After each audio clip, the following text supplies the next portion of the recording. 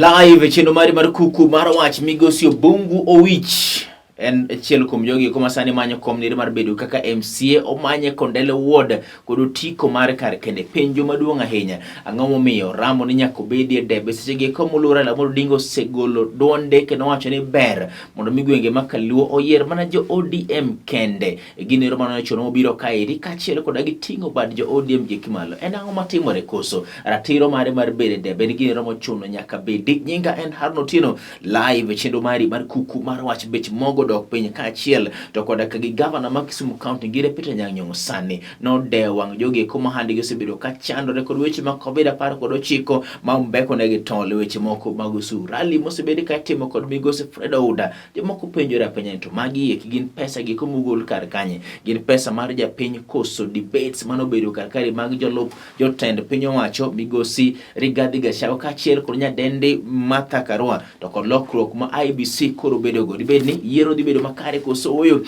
ndalo 19 kende to jo Kenya kaeri dhi e yiero mochan timo tarik 9 dwe mar 8 dwe manyien migosi Bungu chidhenari jadong mokungo mos dai wijo weche moko mag tulo manobeti mwacho ni nomi yudo hinyruok e rally maru mogik koso nomonji oko bang rally jadong no ken chieng rally nena just a normal day kana na within the world bene aonge campaign trail the arambe moro karu moja market liel moro ne kanyo then from liend no at around chiel gutieno gi nus mane kijande moko ataka kanyo umoja market ni ntiere Kisumu kae umoja market ntiere Kisumu i Manyata tok Manyata primary school tok Manyata primary chiro man kae no umoja market within Kondele yeah kama kijande moko ma jonjore no biro kanyo kod runge to gi timo timbe mane ginyalo timo nikech gi ataka ka giyuda ka wuoyo gi bwana moro kanyo e duka moro kanyo kona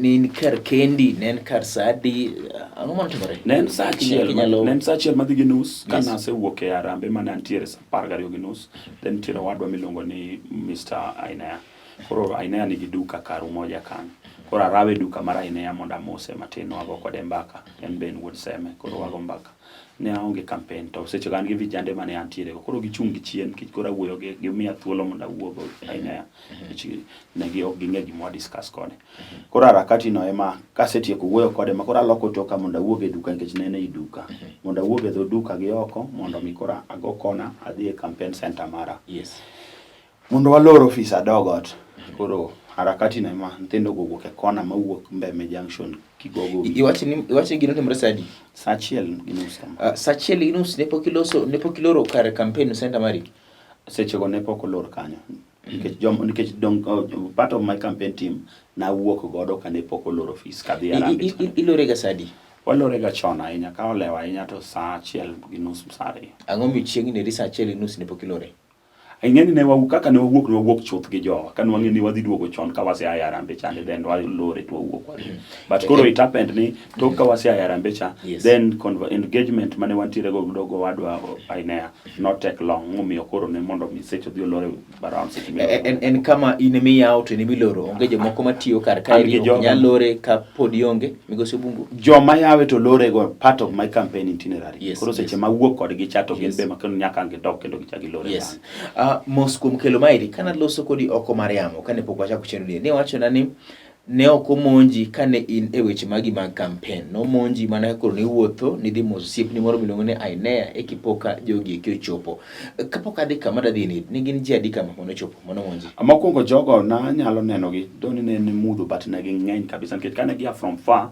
aneno ka gen namba maduong' ahinya so my projection in about 30 seche mineno ji maromo adek migosi Bungu Wich to ni yonge e campaign trail ang'o mano moni ringo seche ma aloko toka ka wuok e duka taneno gi to mokwongo ok na nyal gimoro no kobire pacha mar ringo nikech pod ne sachon mana riakia kama ne gidhi sachiel ginus penyo se loko mudo pod ne sachon kama wantiere no pod sachon nikech ai Manyata ji wuotho nyaka saa 5 wan thuolo gi kabela go poko timore no ai Manyata kanyo mara rio no kanya wuok ka kenda gi ng'wech taringo samoro na ringo ka ok nang'e ni ane mane gibiro ira koro ne ok anyal ringo nikech ka giwuok gi kona macha kona ma yo madhi Umoja Market, then yo moro dok Mbeme Junction, then tire yo ma kendo dok kende e Tok Manyata School. Koro ane akak kamae. Iwacho ni neno gi, sami neno gi ni dongi nyalo ngene aman ngane gini maneno ka gi magi to jok masiraga. Though okasir Lweny ni ng'at ma ok siro nego bene goyo, bende ok awach ni gima notimre ni gima ni kande nikech mano bora dhiye. But ng'ato nyalo konoyo. Gimokwongo ma ng'ato nyalo timo en aringi mondo mi awuog e lweny niri kapok ochopo. Eno jogi e kineno ka magi ok gin jok masira. Paro mono ok nyal biro ni oyo magi joma samone gwach moro marach awuok kata gi ng'wech. Ema wacho ni niya, Manyata waja move nyaka let. Yes. Nikech an awuok ka awuok ga office. An wuod Manyata monyuol Manyata. Ma wuotho gi tienda i Manyata ok aidh gari. Sama awuok ga office awuotho gi tienda ka moso ji kadhi ot pile. Ne aonge gi paro moro ni jogi nobiro ataka. Ne ok anyal ringo. Nikech ringo no bende is very risky over the night. Somebody ma kaka an bende ka nyalo vukra kana ringa to aringo ta choma different direction. Aringo to jomoko bende biro. An gi joga bende man nantiere godo. That thing did not come into my mind. Migosi Bungo which bisego report moro amora ka obila nitiere gimoro mano timore ni matudore koda ka gitulo mag yiero. Gima dwa na wachi ni immediately mane vijande kande ataka kagi ataka I was lucky ni banka gisegoya ma joga mtie magisechuoge pala then tiere ma gitongo go pengni ma those people are there and the evidence is there because agologi bang mano an kaka na ringe scene na wuok e scene I managed to run maringo mondo mi adonje dala mar Mr. Ineani to ne giloro gate kora adhi adonjo gi kona moro tok dala gi kono tago koko kabisa then that there was a person mungi ya kono to yauna dot koro I used simbe mondo agochne piena na wene simba niendi nikech simba moro bene gi maya an ga gi simbe ariyo an gi simu achiel mamiyo piena samoro nyalo tiyo go kata kawo kata mana gik moko seche go en gi simu no transfer gik moko e simu achiel koro mara machielo mana tingo mar family simba matiyo go e weche mag personal negi kawe lweta koro agocho ne through simba chata nyise kuma to gibiro to gikawa then koro I traced the other team members mane oinyore mane beno ringoga koro adhi ka police kondele then waromo kod gite from ka police I made a report, an official report. From the report I took the OB, then I walk with the hospital because that is the procedure. Koro from hospital wachako duogo kondele koro nyaka sama wuoyo kodi ni I've done everything. I said an gi P3 form and joga kande be mano inyore ka be nigi P3 forms. Bentire ngato mose maki mose chwali e cell nyaka sani the delay mawari nyaka sani nikech onge ngamo se maki despite that. Eto nthindo go ni atie. Obungo which mos ogoi omonji ohinyi jogi ma jo siasa idhi go report ka obila poko mak ji nyaka sani to kata mana statement achiel misegolo onge ne jofwambo kata mana oyo dhi mondo mi raise dundi malo mondo mi winji complaint mora kata dhi a level machielo mar obila machielo dhi area OCPD, county commissioner, regional commissioner. Ang'o matimore jomoko ng'iyo ka gima kweth mar siasa ma intiere gin joko manye gibiro ni political sympathy en adieri koso miriam nyaka sama wuoyo coordinate it is not what you are saying sama wuoyo coordinate the information is with the OCPD. That very night before kagino pok notimore gino ne a raise complaint nikech noyudo ka chien kanyo ne nitiere incident machielo mane MCA Makondele Ward o campaign beyond the normal time. IBC wacho ni campaigns onego beni rumo by 5. Kulewa ahinya to it should be 6 nikech ki 5 to samoro kapodi move kama to by 6 onego beni setieko your campaigns. So MCA ne wuotho by late in the night nyaka saa bit nyaka saa uchielo pogo ji pesa gotieno. So I took my phone, I gocho ne county commissioner, I gocho ne OCPD, na gocho ne OCS. Nikech noyudo ka ne nitie pala moro mano chuogo bende achiel kuom jogo ma bende gin supporters mawa kane MCA pogo pesa mana gi nyithindo achiel gi. Koro I made that report. Masendiko nyaka barua ne IBC. As we speak, the complaint is my complaints are with the IBC. The county commission is with the information. OCPD nigi the information, OCS nigi the information, chief nigi the information because he has my letter. Okay, ngata ginene. The MCA mia iloso kuome sani eri ma en migosi MCA Makondele Joachim Swaga. Okay, aonge kodaga dieri ne migosi Swaga campaign past time nikech and then aonge evidence ne kada prove then aonge kairi for right of reply but owuondre ni gik miwacho ni re na dieri in bende iwacho ni uwuok tok saa 12 ne pod uwuotho asto udhi e campaign center maru mano manyiso ne kai wach gima wacho no kende manyiso ni campaign mari pod en on nikech campaign center mari pokiloro pod wuotho kod gi jende saa 1:30 gi dhogi chande idi bedo gi ketho chik. Ate wacho ni kamae campaigns ona rumo adhi aliel aningeni kidhi aliel mano idhi aliel ok inya dhi aliel ngwech piyo nikech nitiere but ni nyalo we jogi vijende gini nyalo we kod dog dala mos. Just get the point. Yes, just get the point. Kama nantiere chande go ofisa in distance machiegni. Yes. Kam sama dhi liel anyalo bet liel mabudh gi family. Mano ken campaign. Kata gotieno kawuono anyalo dhi kenda ng'ata achiel kata nagi personal assistant mara kata gi security mara ta bet liel ane night vigil. I'm allowed. Koro ne an oko mar campaign. Okay. Ng'ato bende nyalo loyi gi bura ni kata mana migosi Joakim Swaga miketa allegation kuome ni seche moko no wuotho dhi mana limo jowete ne piny sama oteko bole nya sukari moro gole nya chumbi moro do onge kairi for right of reply. Live chiro mari mar Kuku Mar Wach migosi Sospita Obungu Owich mabende wendo na kauniri juma ka juma en ng'at romo akolo gik matimore gwengi makalo kachiel to koda gi siasa kinde ni bodo ndalo matin kende to dhano chomo yiero ma en Kuku Mar Wach Lolwe TV nikech gini en marwa migosi Obungu Owich mana kami wacho niri kami wacho wach mar weche ma campaign gi usebedo kuluoro Kisumu sana Kisumu Central constituency mancho bedo koda gi rally mogik wacho ne utimo kabilongo ne Obunga Mwalo kaja chande jomoko ngiyo uto penja gi muolo ni to pesa ma utiyo godo kod Mheshimiwa Fred Aunda en pesa mugolo kanye chiegne joma wacho ni rally karali ugoyo gi pesa ma ok tin 1 million. So ne kusego rally beach then around 5 million. Maki pesa mugolo kanye migosi Obungu Owich. Anyalo wacho ni joma wacho ni Mheshimiwa Aunda kod Obungu Owich watiyo kod pesa rallies. Jogo bende nyalo bedo gi propaganda magi spread around. But yena moda nyisi ni nitiere gimilongo ni people driven process. People driven process en ni ka in won in project mar oganda. Yes. Then oganda biro luwi kendo gibiro eri kendo gibiro winjo weche ni miwacho. To joma moko to biro neno ni oganda ka gin joma luwi nikech ichulo gi pesa. Apenye gima direct. Ugolo pesa kanyo mutiyo go rally. Nikech number 1 un kod systems man mala hinya. Uluoro Kisumu Central umiyo jogi kubi rally mau pesa terete uloro geto ugonyo gite. Gin pesa maka ng'ato goyo to en gimoro 1.5 million. In fact data man godo nyiso ni en pesa makalo 1 million. Ugolo pesa ni kanye nyaka sani kapoko wejo moro lari nyaka ng'eyo koda samoro chulo kod ok chulo nyaka sani yie na mondo awachi ok ang'eyo kuma ichule ji pesa because the law is clear.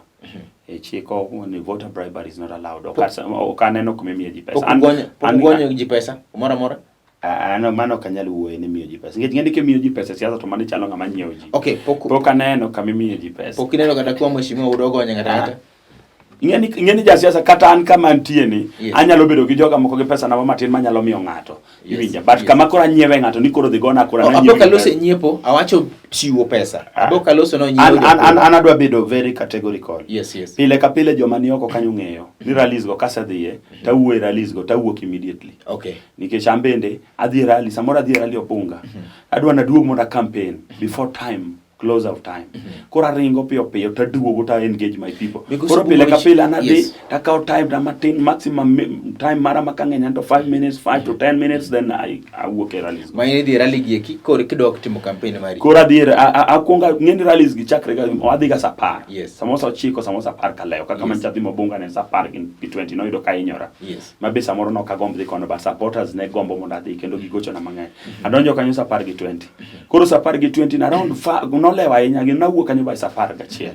To sapar gachiel rally ne pok orumo nikech mjumbe ne pok otieko wuoyo. En ema wuoyo. Ati awuoyo ne to women rep candidates moko nitiere mabe biro ga kanyo. Madam Kisia biro then Valentine be biro. Koro gin magi wuoyo ga bang'a then Mheshimiwa Aunda tieko. Koro immediately sechego awuok. Koro gima timore ga toka to kang'eyo baba.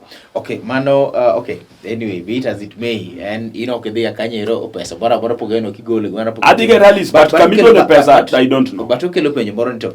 Be uneno ka ground osichako lokore dokoru te luoro mosebedo ka wacho ne ogwenge makalo chalo jok ma obalo moko dwa winjo duol mar mulela mondo dinga nyaka sama thought live chendo mari mar Kuku Mar Wach zeru babele ngisa ne nyako ka break mara mokwongo to mari mar chendo mari mar Kuku Mar Wach migosi Sospita Obungu Owich.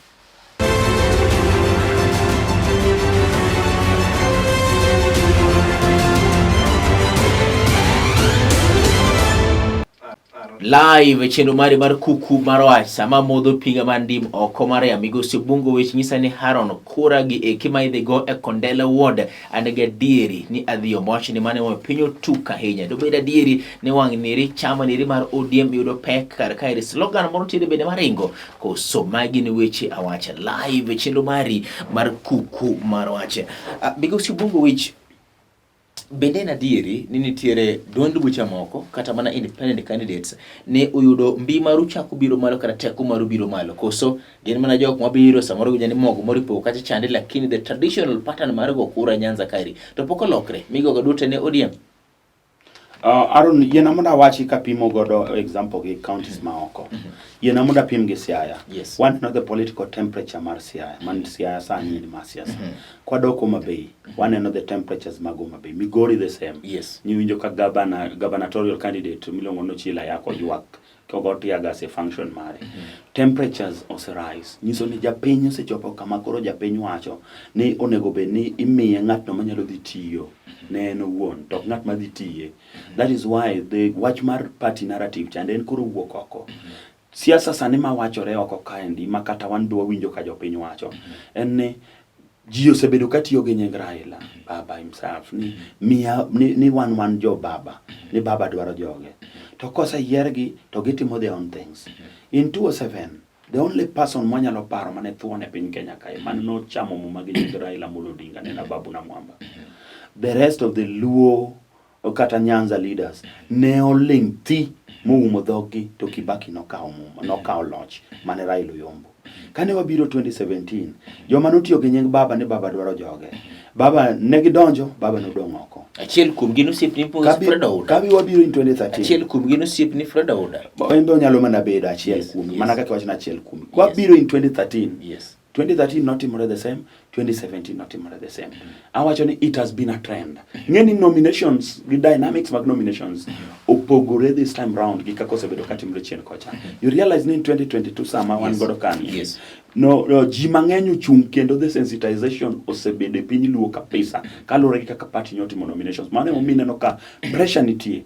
In 2017 nachung MCA to ne ok adhi independent nikech ang'o nabedo convinced ni nitiere time machielo to bende at that time yiero nokotimore marach ahinya kaka mae. So nabedo convinced mawacho no okay abro duogo 2022 sani wawene ja ODM mind Joakim mondo tiyo dhi mbele nikech no Yombo. That was a fair win on his side kaka Joakim. So na campaign ane mane momiyo ka dynamics ma 2017 opogore gi masani momiyo ipenjo ni sana ng'o matimore bi mar independent to gi parties mamoko gi hingo mar ODM. Yes, it is true. Gi hingo nikech kalore kaka cartels mane ni ODM through National Elections Board otimo yiero magalagala kae to gidhi to gindiko nyinge mondo migi kombe mamoko. Apenyi migosi bungo wich Raila Molo Odinga emosebedo ka dong yiero gieki to jok ma osiro mondo mi odhi mar 6 piece to dhi.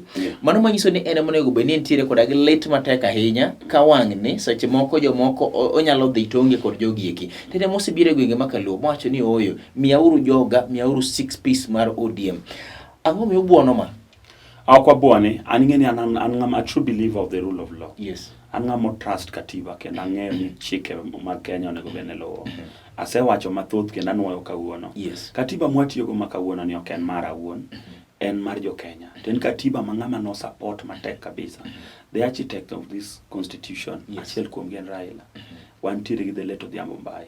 Anyang' nyong'o gini joma no fight ne katiba masani.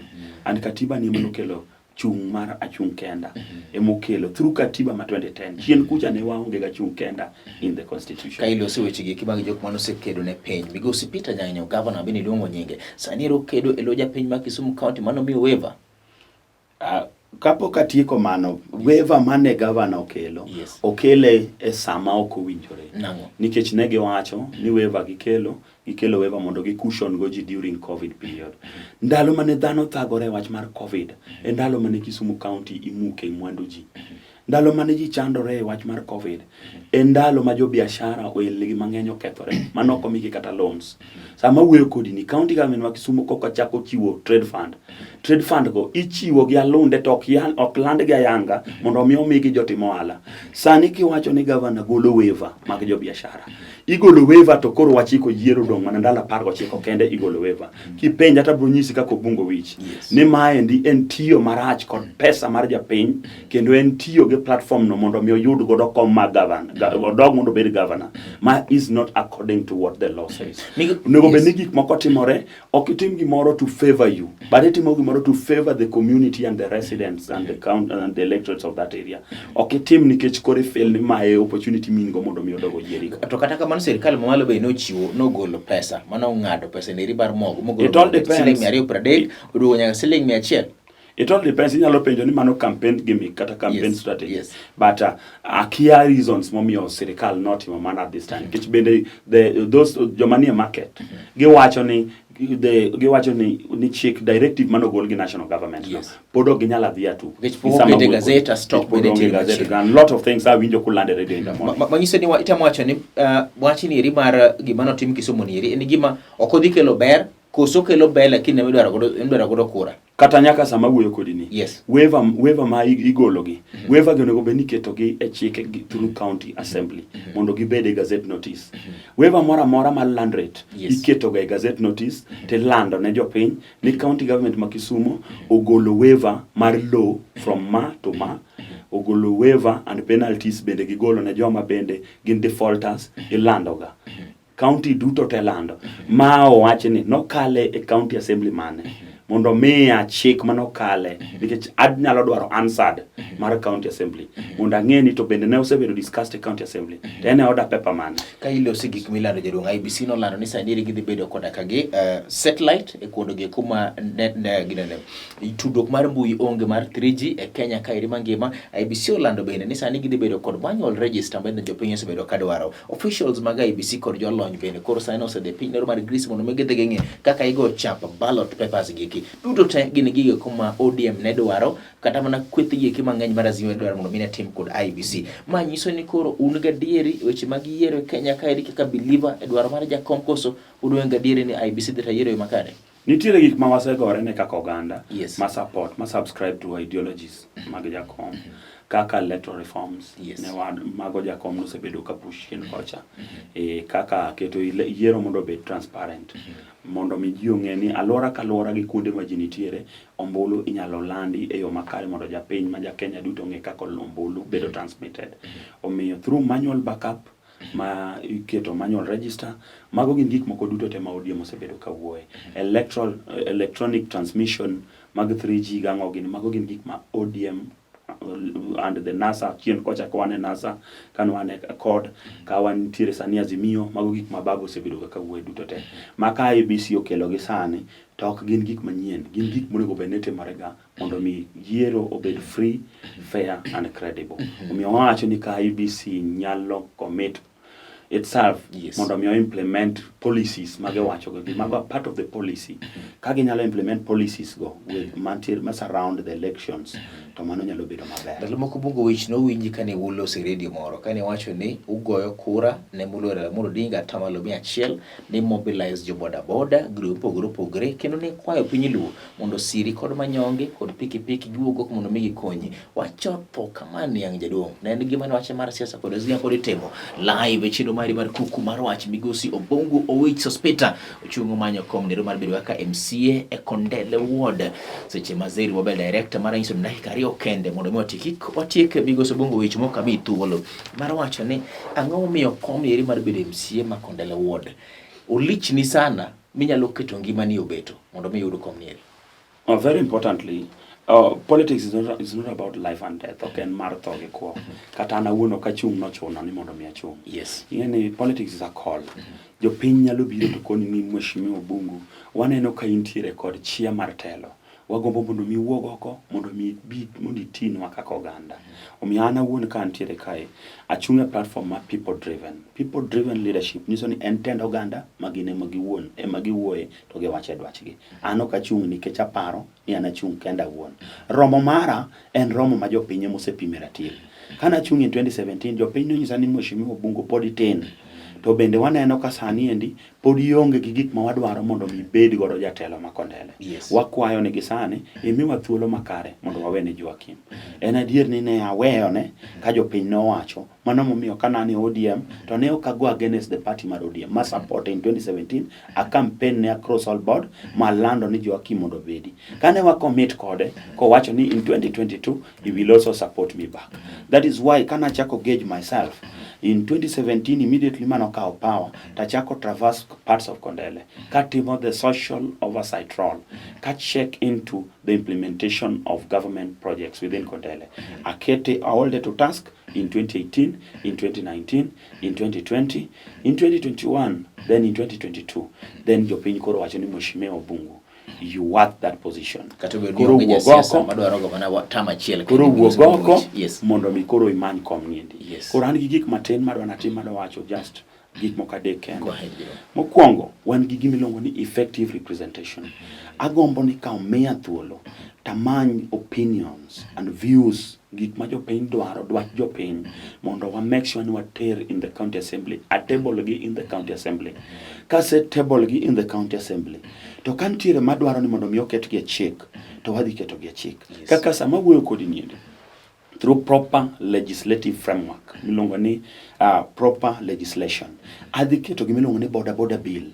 Ka wuoyo kodi kawuono jo border oweka gi hang gionge gi chik ma protect gi. That is why national government new biro gwach mar sako adwaro ni county government ma Kisumu nikech border raise revenue ne county government ma Kisumu. Mane momiyo kane border ni dwaro ni mondo chok ushuru to ne tek nikech ne onge legal structures mono ket piny mane nyalo defend border to county government ne nyalo defend go themselves in terms of chok ushuru kuom the border. Adhi keto gimilo ni border bill madhi deal on social, economic and political welfare mar jo border. Achiel kuom gi dhi wuoyo ni ka ja border bende jaode nyalo yudo loan. Adwani ja border nyalo yudo loan directly nikech en gi gima nyiso ni en a taxpayer. So wife ne nyalo access loans through county government. Kata en owuon nyalo access loans through the county government because he's a taxpayer. 2. Adwani ka ja border tuo kata yudo accident. Ja border county government ma Kisumu nyalo take good care of border by providing proper medication.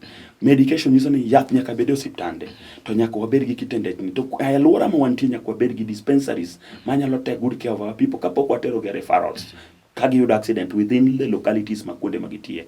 That bill must defend ja border by loso nderni mabeyo, by keto drainages mabeyo, by keto sewer lines mabeyo, by keto street lights and floodlights along areas ma jo border operate there. That bill will protect them. And most importantly on that bill, wagombo ni ja border mora within Kisumu County. Bill nadwa no wuoye the data mar ja border. Wadwa no ngene jo border tema Kisumu County gin jiadi.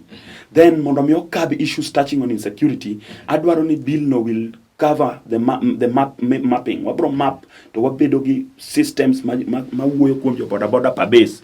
Then ja border ka ja border nyaka bed gi reflector moringogo and helmet morwako. Adwaro gi pacha ni helmet no obi ogoye number plate mar gari mar pikipiki moriembo to ndike namba ne nyinge gi namba ne masimo such that kotingi tibede toke kacha to teri kamaraj to you will be able to trace him. Mondo waduok insecurity piny mondo mi border te wabed gi sanity within the border and maduong kabisa border through pesa magichulo mag taxes ka they'll be able to be trained they'll be able to be trained mondo mi gibed gi driving license to gin feel again part of the leadership and mar ariyo maduong mogik Kondele nyaka wabed gi ward office as part of the legacy project. Sani waonge gi ward office adwaro ni under my leadership wabed gi ward office, wabed gi community library, wabed gi community resource center, then wabed gi art center ma nyithindo nyalo nurture different talents, then we make sure ni watimo completion and equipping of course our dispensary. There are a lot more projects manyaka watieki within the period moyiera mabedo godo MCA makondelo. Kamano ni 30 seconds gimoka penye yigombo wacho. Adwa ni mondo a condemn in the strongest terms possible gik ma osechako timore gi maundu ma osechako timore gi sani kinde ma wanie siasa. Agombo ni mondo akwa oganda luo manena kawuoyo kawuono. Leadership mar bo piny niendi and bringing communities together. Leadership is about peaceful coexistence. Telo ok en about maundu gi tieko ogandau. Ana kwayo oganda luo kamoro amora mwantie. Kinde mwadonge matin ma wadhi godo yiero maduong' mar tarik 9 dwe mar 8. Wariwre kaka oganda mondo wakony jakom mondo bed president mar the Republic of Kenya. Kata in ja independent, kata in ja Azimio, kata in party mora mora. Kara Raila Amolo Odinga ok obedo president. Wanachandre kaka oganda luo kuom higni madirom 50 mabiro mbele nikech waonge gi thuon luo maduong' ahinya manyalo bedie komno. Bedo president 30 seconds magirumo migosi Bongo Wich live chino mari mar Kuku Mar Wach do watime kendo chieng machielo migosi Sospita Bongo Wich mane wendwa kauno ni e Kuku Mar Wach do watime joma nyien riti an Haron Otieno.